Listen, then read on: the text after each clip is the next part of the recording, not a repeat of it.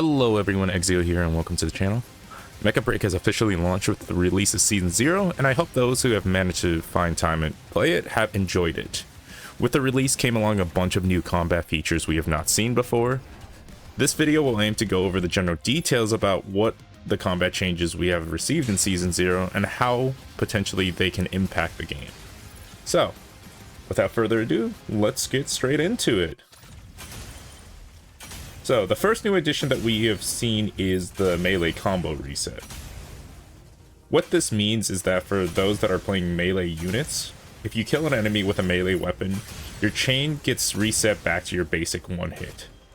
So, you might notice a lot of the times that if you kill someone with Welkin, he does the axe swing and then he does the second axe swing. Well, it goes back to hit 1, which allows you to immediately boost, assault boost straight into an enemy. Assault boost is when you use your general melee attack, and you might have noticed this when you've been playing in the game, but it will essentially propel you towards a general direction at Mach speed. This allows melee units to essentially chase a lot better, rather than having to use their boost gauge to dash back, and then immediately go into the next melee, and then to trigger the assault boost to chase. Essentially, it's a good gameplay improvement for melees in terms of pacing. You're able to chase a lot easier, you're able to keep up the pace, and you're able to engage and engage consistently if you have the energy gauge to do so. Assault boost does take a lot of energy gauge to use though, so just keep note of that.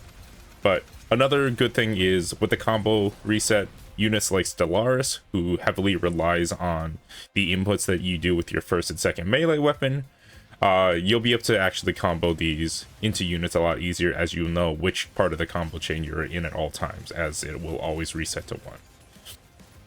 The next new combat change is the melee weapon switch.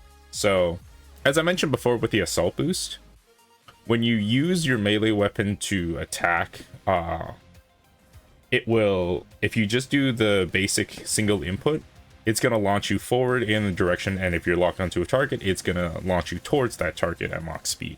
This does drain boost gauge incredibly fast now, but with the weapon switch, you can ready yourself and cancel out of your assault boost, as well as swap to a different weapon if you don't want your melee weapon out. You could cancel out of assault boost with the boost dash before, but now it gives you an alternative in case you want to pull the weapon out without doing the extra input or the dash cancel with a boost. The next update we have is to aerial transformable units, which is the slow loop. So you might be wondering, what's the difference between this and the usual somersaults that we do on the aerial units to the side? The good thing about the slow loop is that it will keep your lock on. Units that are chasing you will also have their lock on disengaged on you, but as you do it, you also lose your lock on the target. The slow loop will ensure that as long as you still have the target in your sight, the slow loop will make it so you don't lose lock on onto the target. And on top of that, you are able to keep up pressure by still being able to use your weapon while you do your slow loop. Alright, next onto a few weapon updates. So, starting off with the Aleseness. When Aleseness's base armor form is purged, you can charge the energy autocannon while you're doing your melee combo. So in case a unit is about to leave or you run out of energy, this is a nice way to do an extra burst of damage. Overall, there's no downside to this. This increases Aleseness's option and damage output. Another thing is to the recon kits for the units. Environmental and terrain effects no longer will prevent recon from being able to track down an enemy. Next weapon update is to the Narukami's grapple. So, if you use the grapple to leap over an enemy unit now, it will stun them briefly. This change allows for Narukami to have a safer disengage, as a lot of the times units, if you hop over a unit, they can still turn around and just hard chase you, but this gives you that little second downtime to kind of reposition quick enough to where they might not be able to know exactly where you are. Next is the Welkin shield. So there's not too much of this. It's more of a visual change for how the shield radius is. I prefer this one a lot more because the old shield where it's just showing like a square in the front rather than this like widened out field makes it feel like your Welkin is kind of like squeezed into like a tiny box. But this way, it feels like the Welkin actually has spacious room to use its shield a little bit more.